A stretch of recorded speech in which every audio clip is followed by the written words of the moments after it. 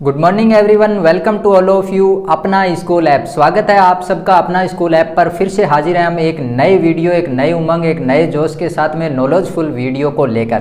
तो आज के वीडियो में कुछ स्पेसिफिक नॉलेज वाला वीडियो लेकर हाजिर हुए हैं। जैसे कि क्लासेज अपनी चल रही है, सब क्लासेज के अंदर आपके बेसिक कंसेप्ट से लेकर हो रहे हैं एडवांस लेवल तक के कंसेप्ट और डाउट्स क्लियर। तो शुरू कर लेते हैं फटाफट आज की क्लास, बिना कोई इधर उधर की बात किए हुए। तो फटाफट हो जाइए आप एक्टिव, ताकि क्लास हो जाए और ज़्यादा इफेक्टिव। कि हम ऐसा कह सकते हैं कि सिचुएशन ऐसी आ गई है कि आपने एक छोटा सा बीज है, वो एक सीड है, वो आपने ज़मीन में लगाया था और अब वो धीरे धीरे ग्रो करके अपने आप में एक ट्री का रूप लेने वाला है। और इस ट्री की ब्रांचेज आ चुकी है और जिसका फल आपको मिलने वाला है। जैसे आपके स्कूल ओपन होंगे तब आपको पता चलेगा कि बेसिक लेवल से एडवांस लेवल तक आपने कितनी ढेर सारी चीज़ें सीख ली है। और सारी की सारी ये जो चीज़ें हैं वो आपने सीखी है फ्री ऑफ कॉस्ट, एक लार्जेस्ट प्लेटफॉर्म पे। तो सबसे पहले तो थैंक यू वेरी मच अपना स्कूल ऐप की टीम को, जिन्होंने इतना बढ़िया आपके लिए प्लेटफॉर्म तैयार किया, वो भी फ्री ऑफ कॉस्ट क्लास आपके लिए लेकर आए। तो चलिए शुरू करते हैं आज के टॉपिक को। और आज का टॉपिक होने वाला है बहुत ही शानदार और यूनिक, क्योंकि अब तक हमने बहुत सारी चीज़ें सीखी, बट आज की जो चीज़ होने वाली है वो सबसे डिफरेंट होने वाली है। तो क्या है डिफरेंट, तो फटाफट बता देते हैं। तो चलिए, स्क्रीन पे आ चुका है मेरे पास में टॉपिक का नाम, और टॉपिक का नाम है सब्जेक्ट वर्ब एग्रीमेंट। चलिए देखते हैं सब्जेक्ट वर्ब एग्रीमेंट होता क्या है, और उसके साथ साथ में अपन को किस टाइप से उनको करना होता है यूज। तो टॉपिक के नाम की अगर बात करें तो नाम आ जाता है हमारे पास में सब्जेक्ट एंड प्रेडिकेट। तो सबसे पहले तो हम समझते हैं कि सब्जेक्ट होता क्या है, इसके बाद में हम देखेंगे कि प्रेडिकेट क्या होता है। तो मैं आपको नॉर्मल सी यहाँ पे इंफॉर्मेशन बताता हूँ कि किसी भी सेंटेंस को पढ़ते हैं तब सेंटेंस के कुछ पार्ट होते हैं, उसके अंदर सबसे पहले पार्ट आता है सब्जेक्ट। सब्जेक्ट क्या होता है, देखो सब्जेक्ट हो सकता है नाउन, क्या हो सकता है नाउन, और सब्जेक्ट हो सकता है प्रोनाउन। अब नाउन क्या होता है ये, और प्रोनाउन क्या होता है ये दोनों की दोनों क्लास अपन पहले डिस्कस कर चुके हैं। अभी हम नॉर्मल बात बता रहे हैं, कंप्लीट लेक्चर उस पर बना दिया है हमने। तो नाउन का मतलब होता है संज्ञा और प्रोनाउन का मतलब होता है सर्वनाम। तो नाउन अपने आप में दुनिया के ऐसी कोई भी चीज़ जिसके क्या दिए हुए हो, नेम दिए हो। तो all naming word are called noun, यानी कि सारे के सारे नाम वाले शब्दों को हम क्या बोलते हैं, नाउन बोलते हैं। ठीक इसी तरीके से नाउन के प्लेस पे जिन वर्ड को यूज कर लिया जाएगा वो सारे के सारे वर्ड कहलाएंगे प्रोनाउन। तो कौन से हैं प्रोनाउन के नाम और कौन से हैं नाउन के नाम, उसको अपन ज़रा सा देख लेते हैं। तो समझिए नाउन और प्रोनाउन में क्या क्या चीज़ें थी। हमने यहाँ पर सबसे पहले एक वर्ड पढ़ा नाउन। नाउन में मैंने अभी अभी आपको बताया कि पूरी दुनिया के अंदर कोई भी ऐसी चीज़ जिसका क्या हो, नेम दिया हुआ हो, तो यानी कि नेमिंग वर्ड। तो नेमिंग वर्ड तो हो गया नाउन। अब सेकंड नंबर पे मैंने बात की प्रोनाउन के बारे में। तो प्रोनाउन क्या चीज़ है उसके बारे में देखते हैं। देखो प्रोनाउन में हमने डिस्कस की थी पर्सनल प्रोनाउन के बारे में। पर्सनल प्रोनाउन में हमने सबसे पहले फर्स्ट पर्सन पढ़ा था, फिर हमने सेकंड पर्सन पढ़ा और फिर हमने थर्ड पर्सन पढ़ा। तो फर्स्ट पर्सन की अगर बात करें तो हमने आई और वी के बारे में पढ़ा था। सेकंड पर्सन के बारे में बात करें तो हमने यू के बारे में पढ़ा था। और अगर थर्ड पर्सन की बात करें तो फर्स्ट नंबर पे ही, और फिर आ जाता है सी, और फिर आ जाता है इट, और फिर आ जाता है दे। तो इस तरीके से हमने इनके बारे में किया था डिस्कस। तो ये सारी की सारी चीज़ें अपन ने देख ली थी अच्छी तरीके से और अपने समझ में भी आ गई थी। अब हमारे पास में इसका मतलब ये है कि जब जब हमें कोई भी नेम आ जाए या फिर इनमें से कोई भी पर्सन आ जाए किसी भी तरीके का, तो वो सारे के सारे क्या कहलाएंगे, अपने आप में सब्जेक्ट कहलाएंगे। तो उसे ही हम कहते हैं सब्जेक्ट। अब बात आती है कि सब्जेक्ट के साथ साथ में ध्यान रखने वाली क्या चीज़ है। सब्जेक्ट का मतलब निकल कर आता है कर्ता। सब्जेक्ट का क्या मतलब निकल के आता है, सब्जेक्ट का मतलब निकल के आता है कर्ता, यानी कि जिसको इंग्लिश में हम क्या बोल सकते हैं, डूअर, यानी कि काम करने वाला व्यक्ति। तो जो काम करने वाला व्यक्ति है उसी को ही हम क्या कहते हैं, सब्जेक्ट कहते हैं। अब किसी भी सेंटेंस में सब्जेक्ट को फाइंड करने का तरीका क्या है, आप सबसे पहले जाइए वर्ब के पास में। किसके पास में जाएंगे, वर्ब के पास में जाएंगे। और वर्ब के पास में जाके आपको क्वेश्चन पूछना है हु, तो हु का जो रिप्लाई मिल जाए वही अपने आप में उस सेंटेंस का क्या हो जाएगा, सब्जेक्ट हो जाएगा। तो पहला तरीका हम ये कह सकते हैं कि किसी भी सेंटेंस में आप सबसे पहले फाइंड कर लीजिए वर्ब और वर्ब से क्वेश्चन पुट कीजिए हु। फॉर एग्जांपल हमने कहा किसान खेत जोत रहा है, काम क्या हो रहा है, खेत जोतने का। तो जोतने का जो काम हो रहा है वो कौन कर रहा है, तो कौन क्वेश्चन पूछा, हु इज़ प्लोइंग, तो कौन प्लोइंग कर रहा है, तो फार्मर। तो फार्मर उस सेंटेंस में क्या हो जाएगा, सब्जेक्ट हो जाएगा। सेकंड नंबर पे हम ये बात कह सकते हैं, if the given sentence is the simple और negative, that time simple sentence दे रखा हो या फिर हमें नेगेटिव सेंटेंस दे रखा हो, दोनों में से किसी भी टाइप का सेंटेंस दिया हुआ हो, दोनों के दोनों टाइप के सेंटेंस में फर्स्ट नंबर पे जो भी नेमिंग वर्ड आते हैं, जो भी प्रोनाउन आते हैं, वो सारे के सारे क्या हो जाते हैं, सब्जेक्ट हो जाते हैं। तो उसे कहते हैं सब्जेक्ट। अब सेकंड नंबर पे हमारे टॉपिक के अंदर नाम लिखा हुआ आ रहा है प्रेडिकेट। प्रेडिकेट का मतलब क्या होता है, देखिए प्रेडिकेट। अब इसमें क्या ध्यान रखना है आपको, प्रेडिकेट का मतलब है कि पीछे बचा हुआ भाग।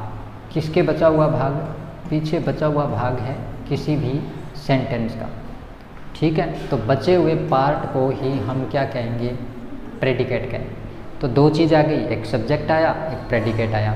तो प्रेडिकेट में बचा हुआ पार्ट होएगा, मीन्स हमारे पास में जो भी सेंटेंस दिया हुआ है उस सेंटेंस के अकॉर्डिंग हम फाइंड करते हैं। जैसे मान लो सेंटेंस हमारे पास में इस तरीके से आ जाता है कि सीता इज वॉचिंग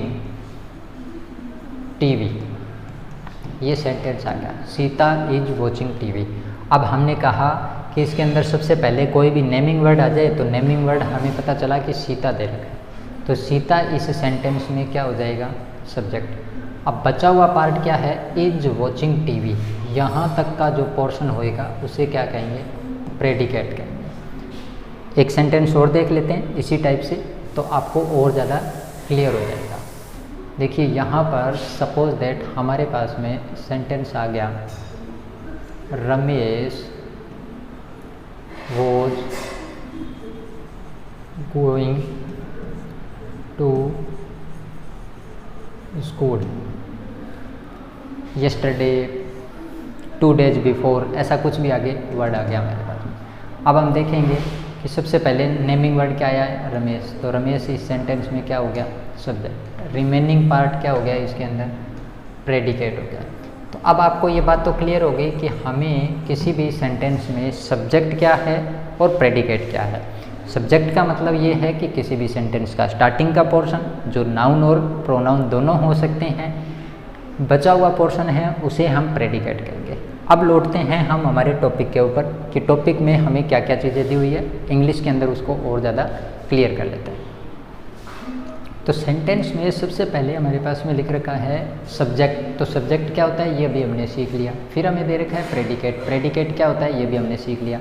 एग्जाम्पल के रूप में देखें कि the subject of a sentence, main part of the sentence around which the essence of the sentence revolve.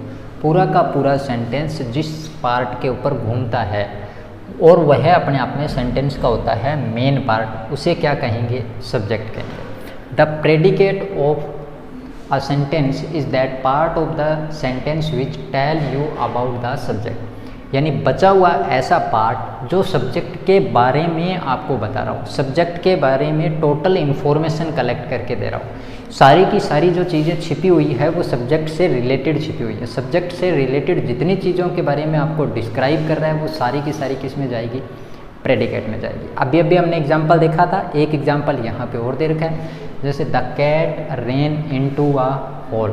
तो यहाँ पर कैट क्या है, सब्जेक्ट है, नाउन दी हुई है। अभी हमने डिस्कस किया नाउन जो भी दी हुई होगी वो अपने आप में क्या होगा, सब्जेक्ट बनेगा। तो नाउन क्या हो गई, सब्जेक्ट। फिर रेन इनटू अ होल यानी प्रेडिकेट।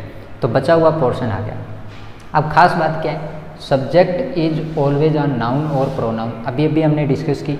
एक चीज़ एडिशनल दी है कि हो सकता है कि किसी का ग्रुप वर्ड्स का दिया हुआ हो, मान लो राम सीता, मोहन और गीता, या फिर कलेक्टिव नाउन की आर्मी, स्कूल, स्टूडेंट, इस टाइप से भी अपन को कोई ग्रुप मिल जाता है तो वो भी अपने आप में क्या कहलाएगा, सब्जेक्ट के अंदर ऐड हो जाएगा। फॉर एग्जांपल जैसे the old place is being renovated.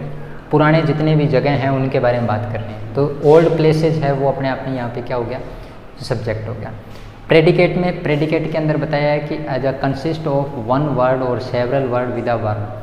Verb के साथ में जुड़े हुए बहुत सारे शब्द भी हो सकते हैं, ओनली वर्ब भी हो सकती है। जैसे यहाँ पर लिखा हुआ आ जाए यू गेट आउट। अब यहाँ पर क्या हो गया, वर्ब के साथ में छोटा सा सेंटेंस सब्जेक्ट के साथ कंप्लीट हो गया। तो इस टाइप में भी सेंटेंस दिया हुआ हमें मिल सकता है। आगे बढ़ते हैं। आगे हमारे को दे रखा है इन्होंने, देखो अब बात आ जाती है सबसे इम्पोर्टेंट, जब हम किसी भी टॉपिक को डिफाइन कर देते हैं, समझ लेते हैं, तो उसके ऊपर एक्सरसाइज आ जाती है, सेंटेंस के एग्जाम्पल आ जाते हैं, तो उस टॉपिक को थोड़ा और अच्छा समझना ईजी हो जाता है। जैसे यहाँ पे लिखा हुआ है कि अंडरलाइन द सब्जेक्ट, तो आपको नीचे जो सेंटेंस दिए हुए हैं इन सेंटेंसेज में क्या करना है, सब्जेक्ट को तो अंडरलाइन करना है और कुछ भी नहीं करना। यानी अब हम सब्जेक्ट फाइंड करना सीख रहे हैं। ओहो सर सेंटेंस तो बहुत सारे दे रखे हैं, कोई बात नहीं है, अपन सारे सेंटेंस नहीं कर रहे हैं, आपको कुछ कुछ सेंटेंस पिक करते हैं और आप इनको चेक कीजिए और फिर आप अपने आंसर दीजिए कि कौन से सेंटेंस में क्या सब्जेक्ट है। आप एक बार चाहें तो पूरी एक्सरसाइज करने के लिए स्क्रीनशॉट ले सकते हैं। ये सेंटेंस की सारी एक्सरसाइज दे रखी है। चलिए आगे आपका स्क्रीनशॉट, बहुत बढ़िया, आप इन पे प्रैक्टिस कीजिए। अब इनमें से अपन 2 सेंटेंस है वो अपन पिक करते हैं और उनमें फाइंड करते हैं सब्जेक्ट, और सब्जेक्ट फाइंड करके क्वेश्चन में लिखा हुआ है उसको करो अंडरलाइन। चलिए जैसे यहाँ पे लिखा हुआ है your coat is very fine. अब किसकी बात हो रही है, योर कोट, तो किसी एक पर्टिकुलर थिंग की बात हो रही है। तो थिंग की बात हो रही है तो मान लो योर कोट, तो योर कोट पूरा का पूरा इस सेंटेंस के अंदर क्या बन जाएगा, सब्जेक्ट बन जाएगा, और जिसको हमने क्या कर दिया, अंडरलाइन। बचा हुआ पोर्शन क्या है अपने आप में, प्रेडिकेट है। चलिए और सेंटेंस उठाते हैं। जैसे यहाँ पे लिखा हुआ है Peter stood first in the test, तो यहाँ पर नेम दे रखा है सबसे पहले पीटर, तो पीटर क्या हो जाएगा, इस सेंटेंस का सब्जेक्ट हो जाएगा। क्लियर। आगे बढ़ते हैं। जैसे कि एक एग्जांपल दे रखा है डॉग्स चेज द कैट्स, तो डॉग को हमने अंडरलाइन कर दिया। डॉग अपने आप में एक नाउन है, एनिमल, तो वहाँ पर एनिमल होते ही वह बन गया है सब्जेक्ट, और सब्जेक्ट को हमने कर दिया अंडरलाइन। यहाँ पर देखिए the boys laughed at the poor man, तो यहाँ पर ये द बॉयज़ क्या हो गया है, सब्जेक्ट। अब आपके बात समझ में आ गई होगी भी किसी भी सेंटेंस में सब्जेक्ट फाइंड करते समय आप नाउन फाइंड कर लीजिए और प्रोनाउन फाइंड कर लीजिए, या कोई ग्रुप दिया हुआ है उसको देख लीजिए। तीनों में से कोई भी चीज़ है, इसका मतलब वह सेंटेंस का क्या है, सब्जेक्ट। दूसरी बात हमने ये बात बताई कि सेंटेंस के अगर सिंपल सेंटेंस है या नेगेटिव सेंटेंस है, we always use of the subject in the first position, यानी बिगनिंग की पोजीशन में हमेशा किसको यूज किया जाएगा, सब्जेक्ट को यूज किया जाएगा। कितना सिंपल है हमें सब्जेक्ट को और प्रेडिकेट को पहचानना। कितना छोटा सा टॉपिक था, बट चैप्टर के अंदर पता नहीं कितनी सारी चीज़ें लिखी हुई होती है। अब आपको बेसिक कंसेप्ट से एडवांस लेवल तक आप समझने लगे हैं चीज़ें, आपको ये चीज़ें क्लियर हो गई है।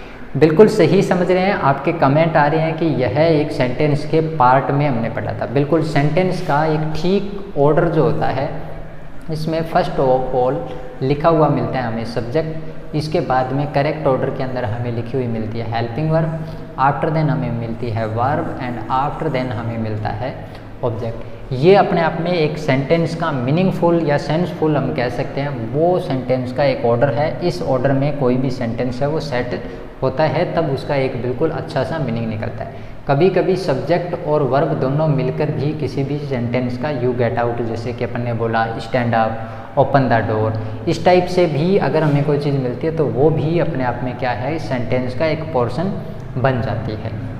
चलिए अब देखते हैं नेक्स्ट सेंटेंस को। नेक्स्ट सेंटेंस क्या कह रहा है, इसके ऊपर गौर करते हैं अपन। नेक्स्ट सेंटेंस बहुत अच्छे दे रखे हैं हमें।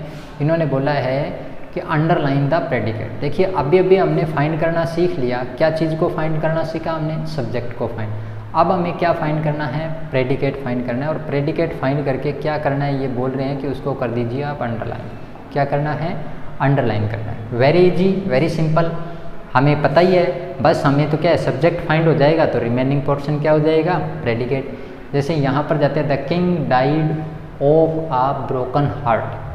अब इसमें देखो नाम आ गया है किसका, किंग का, तो सिर्फ द किंग लिखा हुआ है, तो द किंग लिखा हुआ है, ये तो क्या था, इसका सब्जेक्ट। बट हमें क्या करना है, अंडरलाइन करना है किसको, प्रेडिकेट को। तो प्रेडिकेट को अंडरलाइन करना है, तो प्रेडिकेट को अंडरलाइन करते हुए अपन को ध्यान रखना है। देखो तो प्रेडिकेट क्या हो जाएगा, बचा हुआ पोर्शन हो जाएगा, died of a broken heart. इस तरीके से हम इसको क्या कर लेंगे, अंडरलाइन कर लेंगे। क्लियर है ये बात। तो अब आगे देखते हैं, जैसे कि Rama was exiled for 14 years, मतलब राम की बात हो रही है।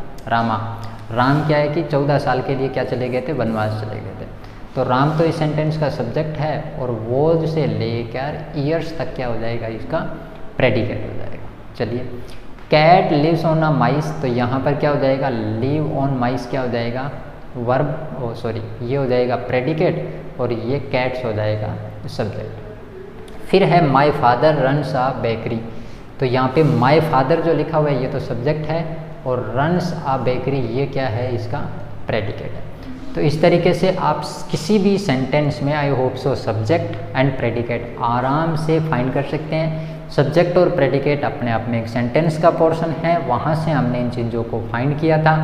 जनरल चीज़ें हमने इसके बारे में डिस्कस कर ली थी, फिर भी मैं आपको थोड़ा सा रिवाइज कर देता हूँ, फिर चलते हैं हम आगे। देखिए, किसी भी सेंटेंस में हमने अभी बात बताई कि सबसे पहले किसी भी सेंटेंस में आता है सब्जेक्ट, इसके बाद में हमने बताई कि आपको उस सेंटेंस में आती है हेल्पिंग वर्ब, वो अकॉर्डिंग टू टेंस। टेंस का भी टॉपिक है, हम डिस्क्राइब कर चुके हैं, जिसके अंदर हमने जनरल इन्फॉर्मेशन ले ली थी कि टेंस कितने टाइप के हैं, वेरियस टाइप के कितने टाइप की पॉसिबिलिटी हो सकती है, वो सारा हमने डिस्कस कर लिया था।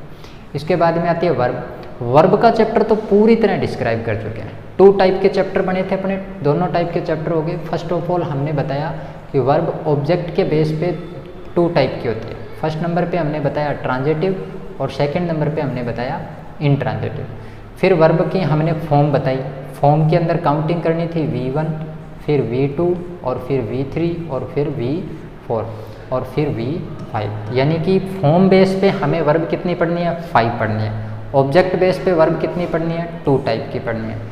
तो ये पोर्शन हम अच्छे से पढ़ चुके हैं। सब्जेक्ट क्या होता है, प्रेडिकेट क्या होता है, छोटा सा पार्ट था जिसको हमने एक यूनिक और एक नॉलेजफुल वीडियो की वजह से आपको सामने ये लेसन लेके आया, ताकि प्लेटफॉर्म पे हर बेसिक कंसेप्ट को हम अच्छे से क्लियर कर सकें। बिल्कुल, क्लासें काफ़ी अच्छी चल रही है, सबको आपको समझ में आ रहा है। आप वीडियोज़ को ज़रूर शेयर करते रहें, क्योंकि जितना आप शेयर करेंगे उतना करेगा प्लेटफॉर्म आपका केयर। आपके लिए ढेर सारी जानकारी से भरे हुए ऑनलाइन फ्री ऑफ कॉस्ट जो प्लेटफॉर्म अपना स्कूल ऐप ने तैयार किया है, रियली बहुत बेनिफिट वाली क्लासेज इसके अंदर हुई थी। और बेनिफिशियल इसलिए हो गई थी क्योंकि हमारे चल रहे थे समर हॉलीडेज।